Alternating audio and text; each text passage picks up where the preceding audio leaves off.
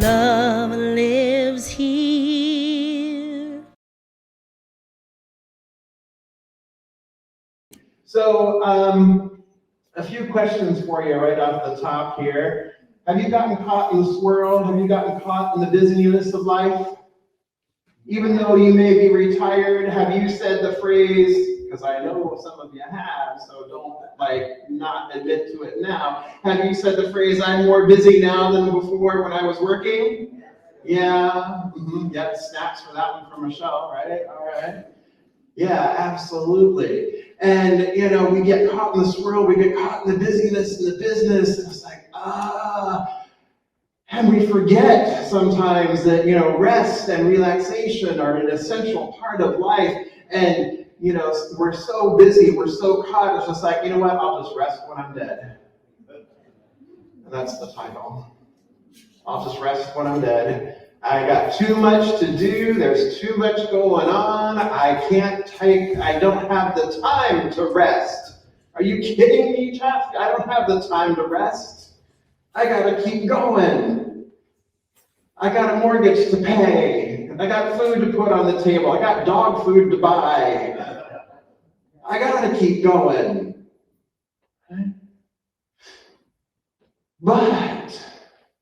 And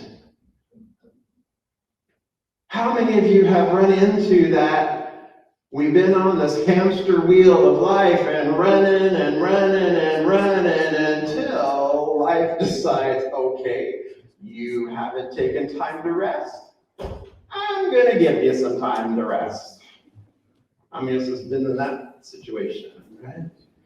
Yeah.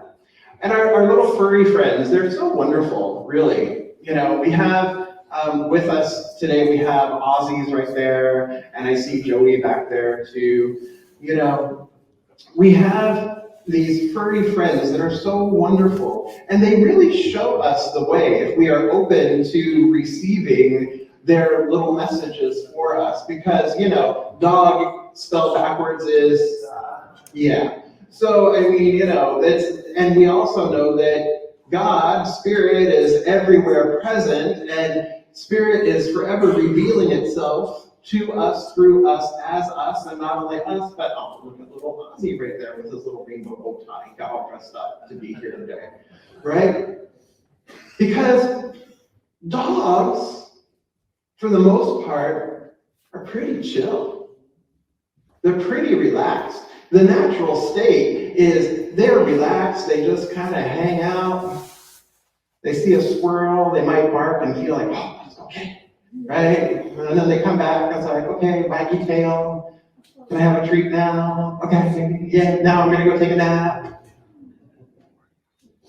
It's a real state of relaxed living. It's a really relaxed way of being in the world, of walking in the world, right? Oliver and Paisley aren't sitting there at home plotting with each other. It's like, okay, now I'm going to do this and you do that, and then we're going to get the squirrel. We're going to get them. We're going to get them today, right? They're not plotting in the morning for them to try and get the squirrel, and at night they're not like, oh, we missed that squirrel. We missed that squirrel. I don't know if we're going to get them tomorrow. I don't know if we're ever going to get them. They're not worried about whether they caught the squirrel or not. Didn't catch the squirrel, right? They're not plotting like, how can I get more treats from Dad? I don't know about that.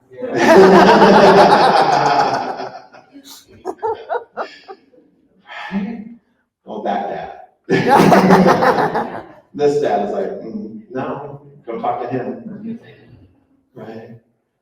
But no, so they're not plotting, they're not planning, they're not worried about where their treats are gonna come from. They're not worried about paying the mortgage. The only thing they're concerned about on Saturday mornings is that noise that's going on outside, that somebody is in my yard and you are cutting the grass or you are making noise and blowing stuff, and I don't like it. It's pretty much that's the stress level all week long. It's just that one little bit, and then the gardeners go away, and we're back to like, okay, let me go inspect to make sure everything's all right. Okay, we're good. And then wagging tails again, right? But you know what? That state of relaxation that our furry friends are experiencing the majority of their lives, guess what? That's our natural state too. That's your natural state. Our natural state isn't to sit up and wonder and fret and worry. Our natural state isn't to plot and scheme and try and figure out how we're going to get more stuff. It's not, the natural state is not, okay, we had this problem at work and now I need to solve it and I'm losing sleep over it. Or I had a conflict with my beloved and I'm losing sleep. And I'm waking up and I'm not feeling well. Right? Our natural state is also a natural state of harmony, balance, joy. What are these words? These are also words for the divine. How does the divine operate? How does the universe operate? The universe isn't chaotic. The universe operates in divine harmony, divine order. It's peace that passes all understanding. This is the true nature of the universe. And if spirit is all there is, God is all there is, and these are the qualities, and this is how spirit and the universe, God, whatever you choose to call it, operates. This way, as love, as peace, as harmony, as joy, as balance, as order, then that then has to be our natural state, because there is only one life. There is only one wholeness, one totality, and so we live in a holographic universe. That the totality of spirit is everywhere present, always, in everything, as everything. So therefore, it must be true that we are that as well, correct? Yes, right? Ernest Holmes says, the highest most God and the innermost God are one and the same. And anyone who lives in close contact with the indwelling presence can be a revealer of truth, can live from that centered space of Christ consciousness, of Buddha consciousness, of oneness. And so it is then when we encounter all of the activities and busyness that is going on in life, we can, when we begin to shift the way we see things and shift the way we perceive things and shift what we're being about, when we live in close contact with and in harmony with and in awareness of spirit, then we come to realize that no matter what is happening out here, no matter what it is that I'm being called to do, no matter what activity I'm being called into, that it is not me, it's not me that's doing the work, it is the spirit within that performs these things. It is spirit that goes before me and makes the crooked places straight. But the only way I can access that is through rest, is through play, is through fun, is through laughter. The only way I can access that is by being still. Be still and know that I am the divine. Be still and know. To be still and know is to go within and to recognize the only place we're going to find that is in the silence and in our own consciousness. Because consciousness is all there is. Consciousness is the ground of being. So when we are caught in the doing, we are caught on that hamster wheel of life, we are caught running to and fro, here and there, hither and thither, yonder and whatever, right? When we're caught in that, we are caught in the thinking that I of myself have to do something because I of myself need to experience something, because I of myself need to get more, because I of myself have to have more. Because what is that rooted in? That is rooted in a that is rooted in a belief in lack. It's rooted in a belief in separation, because it's rooted in a belief that, like, you know what? I don't already have it. I need to seek externally from myself to find it, to get it, to acquire it, to keep up with the Joneses or the Fernandezes or the Smiths I'm the one that I have to keep that up. I get caught in this because what I've bought into and what we've bought into, what you've bought into, is what is referred to as the race consciousness or the collective consciousness of separation and lack. We get caught in that busyness because, oh, I don't have enough time. Oh, I don't have enough money. Oh, I don't have enough love. Oh, I don't have enough. I don't have enough. I don't have enough. I don't have enough. So then I'm seeking outside myself. And I'm participating in whatever activities I'm participating in an attempt to get something else. And so all week long, we're working to the weekend, right?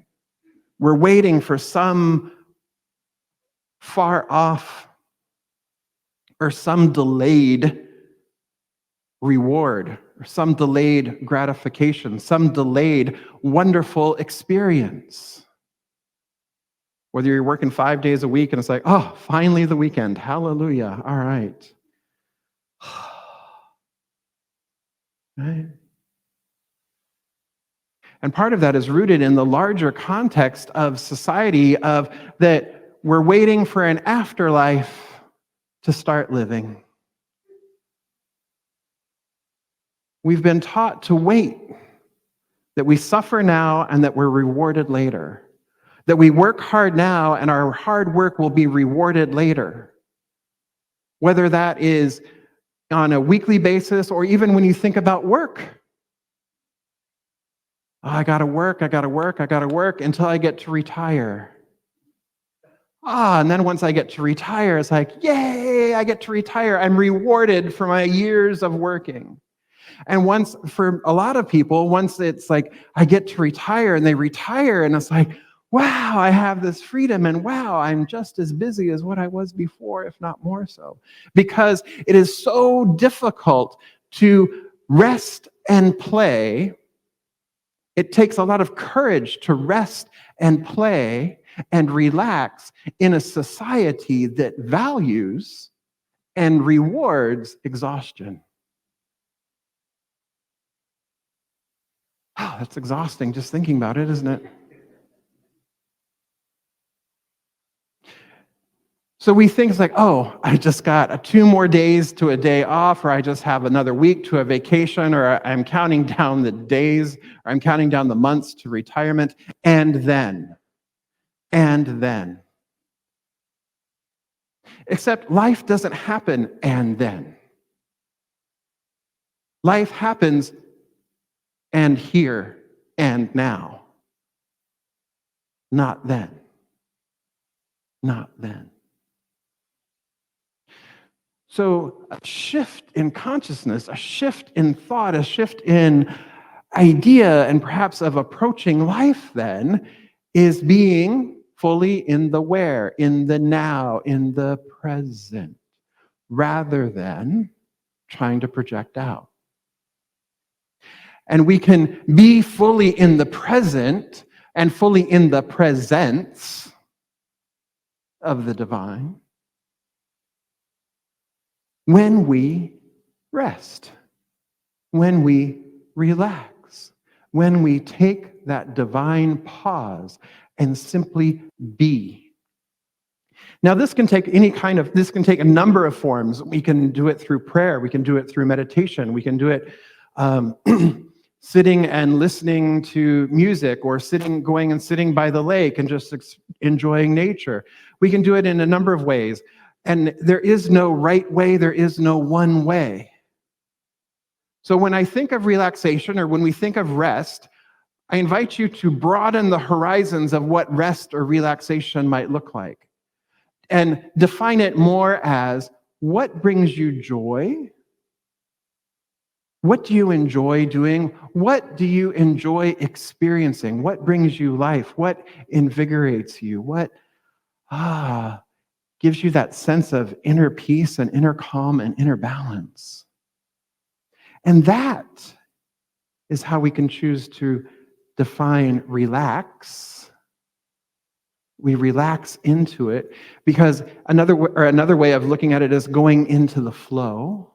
that we are relaxing into the flow of life, that we're no longer trying to push or row against the flow of the river of life, the current of life. We are now going with the flow. We are in the flow. And when we go in the flow and with the flow, then what happens? Things start to line up for us. Things get a lot easier when we stop trying and we stop efforting to make things different, where we stop the, right? Was it Yoda said, there is no try, there's only do, right? But beyond there's only do, there is no try, there's only do. Beyond that, there is no try, there's only be. Be. We get caught in the doing and we forget about the being. The beingness and the being with a big B. So we get caught. Get caught. Again and again and around and around and around and around. But when we remember, oh yeah, I can relax. Spirit's got this. God's got this. The universe has got this. Why am I struggling? Why am I efforting? Why am I making it harder than it is? Spirit knows. Spirit's got it. And so when I relax into Spirit, when I relax into the divine, whether it is playing chess or whether it is laughing with friends or going out dancing or whatever it is that I'm engaging, when I relax into it, when I allow myself to be fully present in it, then balance, I return to balance. I return myself to the divine order. I return myself and I experience freedom. I experience joy. I experience peace in the moment. And the more that we choose to engage in experiencing peace, love, joy, order, harmony, guess what? The more we are going to experience peace, joy, love, harmony, balance. If we get caught in the swirl and we are focused on what we're worried about, and we get caught in that, and we begin to feel the emotion of that. We get to feel the worry. We get to feel the fear. We begin feeling it. What happens? What do you feel? What do you experience when that happens? More of it. We just continue to experience more fear, more doubt. Oh my gosh, I can get caught in a cycle. And that happened this past Tuesday. Allison was there. She witnessed it. A thought got a hold of me, and I just went there. Oh my goodness gracious, did I go there? I was like swirling around the drain. Oh, here we go, right? And so what did I do? We're talking practical living. We're talking practical spiritual practices, and spiritual practices go far beyond, as we've already established, far beyond prayer, far beyond meditation, far beyond community. And last week we were talking about laughter as spiritual practice, right? So what did I do in that moment? I laughed and I laughed and I laughed until my sides hurt and I couldn't, I was like, and just that circulation of air. And then, while I was no longer circling the drain, I was just sitting on the edge of the sink watching it instead.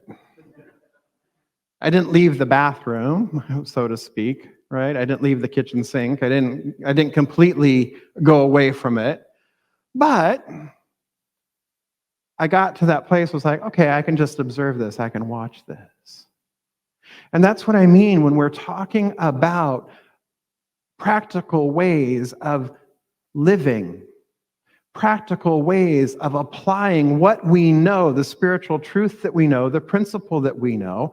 All right, Spirit has this. Let me laugh because I recognize I'm being ridiculous right now. So let me go ahead and laugh at myself. And it brings me back, to center. Did the world end on Tuesday? No. You know?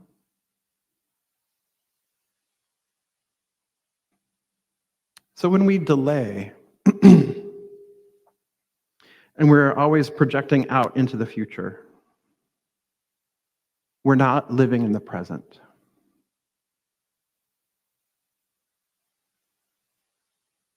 So rather than waiting for some future reality that may or may not occur, why not focus on the here and now? Why not focus on the here and now? Because it's not your time off. It's not the quality of your time off that's going to give you the rest or the restoration. It's like, oh yeah, I'm going on vacation. I'm going to be on vacation for a week. It's going to be fabulous. It's going to be fine. And, you know, there is that saying, no good vacation goes unpunished, right? Because what happens is like we go on vacation, we have a great time on vacation, then we come back and it's like, ugh. Or even the last day before we come back from vacation, a lot of times there's the, oh, okay, so it's back to the whatever. So what if you decided it didn't have to be that way? What if instead of waiting for the vacation, we had little mini vacations throughout the day? What if instead of waiting for the vacation or waiting for some far off feel good, what if we changed it and we felt good every single day, that we began to structure our day in such a way where we can experience more joy, we can experience more relaxation, and you know what? We can be more productive at the same time. What? More productive and more free time? Impossible. No, it's not. No, it's not. Nothing is impossible in the divine. We live in an abundant universe. So when we have an abundance and we experience an abundance of joy, we get more joy. So how do we restructure? So here is a very practical tip for restructuring your day, restructuring life, restructuring priorities. So I see Allison's got her book out. Here we go. All right. So there's a few different tools that we can use, and we can use them in conjunction with one another. First is know what is your zone of genius, your zone of excellence, your zone of competence, and your zone of incompetence. This comes from Gay Hendricks' work, The Big Leap. So knowing your zone of incompetence, those are those things that's like, yeah, I really shouldn't be doing that because it's going to take me 10 hours to plug in my computer or whatever. It's going to take me way too long. That's my zone of incompetence. I really shouldn't be doing that. Somebody else can do that. It'd be better if somebody else did that. Our zone of competence is that zone where we're all capable. I can do it, you can do it, they can do it. And so if we have those zone of competence activities too, perhaps it is better for somebody else to do it rather than you do it. Then we have our zone of excellence. This is where we frequently get caught. We get caught in the zone of excellence because this is something I'm really good at. And people also like to keep us in our zone of excellence because it really benefits the whole. And then we have the zone of genius, which moves beyond the zone of excellence. And the zone of genius is that fires you up, that lights you up, that when you are spending time doing that particular thing, time expands. You don't even notice the passing of the day. 1 hour could feel so much greater and more expansive. Like it's one of those times when you look down at your watch and go, whoa, how did it become 12 o'clock already? Wow. Because you were engaged in joy, you were engaged in creativity, you were engaged in something that really brings you passion, but you were engaged in your gift. You were engaged in your purpose. So identifying those is one of the first things. What are those activities? Then we get to look at how we schedule our time or how we prioritize our time. This is another way of looking at things. Our culture is so ingrained in a sense of urgency. It has to happen now, or it has to happen yesterday. And so what we tend to do is we tend to prioritize our lives, we tend to prioritize our time and how we spend our time based on urgency. And what did we talk about with urgency a few minutes ago? Urgency, that sense of urgency. Some things are truly urgent, but a lot of times that sense of urgency is really rooted in the belief of lack, the belief of limitation, the belief that there isn't enough. So there creates this sense of urgency. So here too, there are four aspects to look at. There are those high things that we value immensely that are highly urgent. High value, high urgency. So I don't know, maybe paying your electric bill has a high value for you? Yeah? And maybe there's a high urgency because if you don't pay your electric bill on time, then your electricity could get shut off, right? So there's a high urgency and a high value. Then conversely, there's a high urgency, but a low personal value. And this is usually when though you have those requests from other people. Like your boss goes, I want this by whatever, or I need this or whatever, and that kind of stuff. That it's a high urgency, but it might be of low personal value to you. And so when we get caught in the urgency, we get caught in this loop of urgency, high value, low value urgency, and so we begin to prioritize everything by urgency. Then what we have a tendency to do is we have a tendency to default to low value, low urgency. And then we call it self-care. Oh, I can't deal with this. I'm caught in the overwhelm, so now I'm just going to watch reruns of NCIS. I'm going to clean out the closet. I know, my desktop on my computer is really cluttered right now. I'm just going to clean that out because I don't want to have to deal with any of this. I'm just caught in an overwhelm.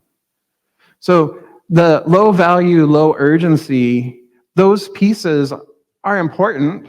That's, perhaps cleaning the house, changing the cat litter, whatever. Those tasks, there are tasks there that may be important, but in the larger scheme of things, it's that. So the piece that we're missing so far in all of this is the high value but low urgency, that there's not a time deadline on it. And that high value, low urgency tends to be where your zone of genius is. Tends to be where that creativity lives, tends to be where that divine calling, that divine spark tends to be in that high value but low urgency. And so in a high urgency life, the thing that gets focused on the least tends to be what we value the most, what gives us the most life, where we experience our creativity and our purpose, that tends to take a back seat to everything else. So how about we shift our priorities? How about we shift how we organize ourselves, and we shift it based on value? And we start using our time based on what our priorities are, what our calling is, and what our passion is. And then we can use the third piece of the tool, which is a time management skill, if you will, that Carey Nieuwhof has presented, and he refers to it as doing what you're best at when you are at your best. Doing what you're best at when you are actually at your best. So he aligns the high value, that call, that high value, that generosity, or that genius, aligns that with the time of day that you are the clearest, that you are the most productive, that you have the most energy, because we all have those windows. You know those windows where you're just like, wow, I'm just like scratching that off my list. Boom, boom, boom, boom, boom. And then we also have those times of day it's like, oh my gosh. Just trying to keep our eyes open might be difficult, or what could something that we need to do feels like it's going to take us 3 hours when we know in our hearts it should only take maybe 10, 15 minutes, right? That red zone, if you will. So he has green, yellow, and red zones. And so knowing when you're at your best and then putting your high value items, your high ticket items, your high return items in that time frame when you are at your absolute best, not only helps get them done and moves you forward, but it frees up time in your day because you're able to reprioritize. So, when you're in your red zone, that's a perfect time. When you're in that zone of low energy, that's the perfect time to exercise. It's a perfect time to meditate. That's a perfect time to be quiet, to be still, to do something toward relaxation, toward rest. And so we can actually have this and build it into our day, throughout our day. Sit and enjoy a cup of coffee. Nothing else is going to happen anyway. So why not enjoy the time? Rather than fighting against the slump, enjoy the time. Allow it to be fruitful. Allow it to bear fruit. Allow that to be a moment of deep connection with Spirit in a quiet way, in a silent way, and be present for that. Have your vacation, have your rest, have your relaxation daily. What would that feel like? What would that feel like? Can you imagine how that would shift for you? How taking the time and scheduling the time to be with yourself, to rest in the divine, to relax into Spirit. And then what unfolds? Just allow life to continue to unfold. Spirit's got it. Spirit's doing it. Spirit as you is already doing it. So why struggle? So I invite you this week, you ready? To say yes to the rest. You could say yes to the dress too if you wanted to, but say yes to the rest. Say yes to the rest. Feel the breath and just say yes to the rest. Trust and know, and simply be. And so it is. So I invite our practitioners to please stand and surround the sanctuary. And our core council members who are also present, I invite them to join them. And let's come together in consciousness, shall we? Recognizing right here and right now there is just this one power, this one presence, this one infinite eternal, this one that in this moment I choose to call God, I choose to call Spirit, I choose to call love. And I know that it is balance, it is order, it is harmony. It is that consciousness that in the beginning created all of life through itself, of itself, as itself. So I know that it is the source and substance. It is the supply that maintains and sustains its beloved creation. It is the very source of creation itself. It is the source of life itself. In fact, it is life itself. And I recognize, therefore, that I am one with that one. That is the very who of who I am. That right where I am, the power and the presence of love is. The power and the presence of Spirit is. The power and the presence of life is. And I know that it is forever maintaining and sustaining me. And as I know that this is true of me, I know that this is true of all of life, of all of creation, of each and every one gathered here this day, that each one is a divine emanation, impartation, and manifestation of this one life. And that each one is being maintained and sustained, and each one is an expression of Spirit itself, living, moving, breathing, and having its being in, through, and as each one. And so I know that God's got this. Spirit has got this. Whatever this is, Spirit's got it, because Spirit is all that there is. And so I can relax into this knowing, and I can speak my word here and now for this beloved community as we relax into this knowing that all is truly well, that all is in divine right order, all is in divine right harmony, all is in divine right peace, love, balance, that all is unfolding in absolute perfection and grace, because there is no other way for it to unfold other than with ease and in divine ways. It is the one way, the only way for it to unfold, for it to be, because Spirit is all there is. And knowing that Spirit is all there is only harmony, there is only order, there is only balance, there is only love, there is only peace, and I can relax into that, and I don't need to effort. I don't need to try. I know that Spirit goes before me and makes the crooked places straight. I know that it is the Spirit within me that does the work that is set before me to do. And so I know that Spirit's got it. I need do nothing more but be receptive to Spirit itself. And just allow myself to be used by Spirit. And so this day, I rest and I know. I relax and I behold. I play and I am joyful. And I rest in divine joy. So I give thanks. I give thanks for the perfection. I give thanks for the wholeness. I give thanks for the beauty that already is, that always shall be, and that is right now. And I release this word, knowing it is done, knowing it is complete, knowing that it is full, and I say yes to the rest. I let it be, and so it is.